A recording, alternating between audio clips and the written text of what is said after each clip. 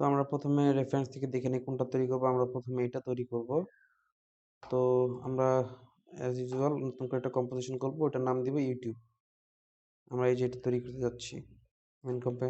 তো আমরা এখানে কম্পোজিশন নিউ কম্পোজিশন নিব। নিউ কম্পোজিশন আমরা নাম দিলাম ইউটিউব, YOUTUBE, ইউটিউব। আচ্ছা, এই হচ্ছে আমাদের নিউ কম্পোজিশন ইউটিউব। এটা ম্যাপ, এটা রেফারেন্স, এটা মেন কম্পোজিশন। তো ইউটিউবে আমরা এখানে কি রেখেছিলাম যে পুরো বড় ব্যাকগ্রাউন্ডটা সাদা এবং এই জায়গাটা একটু গ্রে। তো আমরা এখানে আমাদের এইভাবে সাজাবো। লেয়ার নিউ, আমরা একটা সলিড নিব, সাদা সলিড, সাদা। ওকে, এবার একটা লেয়ার নিউ, আবার একটা সলিড নিব, এটা একটু গ্রে কালার করে দিব। এই ওকে দিব। আমরা এইখানে মার্কস টুলের চাপ দিব। এখানে বিভিন্ন প্রথমে ডিফল্ট ভাবে এরকম দেওয়া থাকবে। হ্যাঁ, এখানে ভয় পাওয়ার কিছু নেই। এখানে লেফট মাউসের লেফট ক্লিক করলে আপনার টুল আসে, বিভিন্ন রেক্টেঙ্গেল টুল। এটা ছেড়ে দেওয়া যাবে না, এই যে কোনো একটা ধরবো, রেক্টেঙ্গেল টুল ধরবো, ধরে আমরা উপর থেকে এটা কেটে নিব।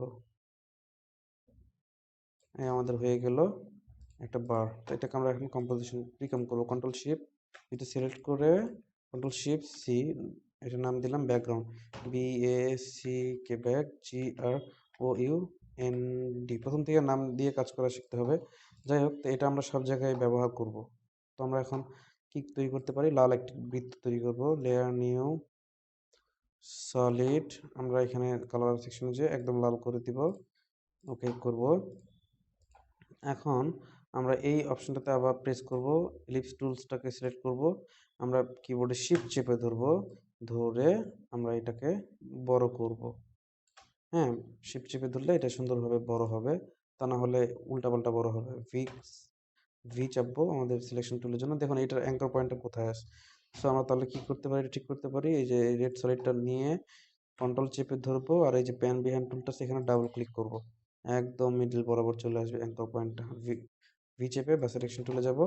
এবার এটাকে সিলেক্ট করে আমরা অ্যালাইন টুলে যেতে পারি। অ্যালাইন টুলে যেয়ে এই যে মাঝখান বরাবর দিলে এটা পুরো কম্পোজিশনের মাঝখানে চলে আসবে। এখন আমরা এটা তো তৈরি হয়ে গেল। একটু সরিয়ে শিফট চেপে ধরবো, তাহলে এটা একটু উপরে উঠবে ভালোভাবে।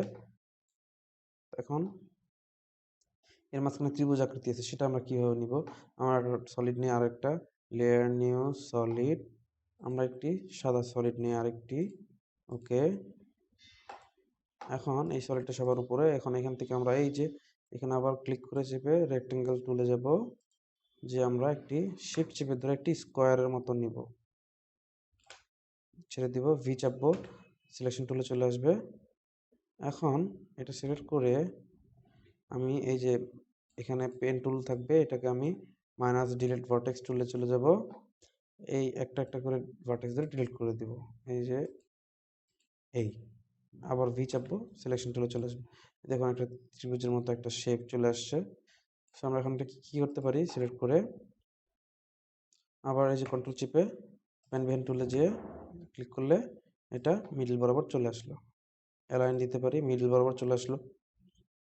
একটু স্কেল করব, আমরা এখানে নিয়ে আসলাম।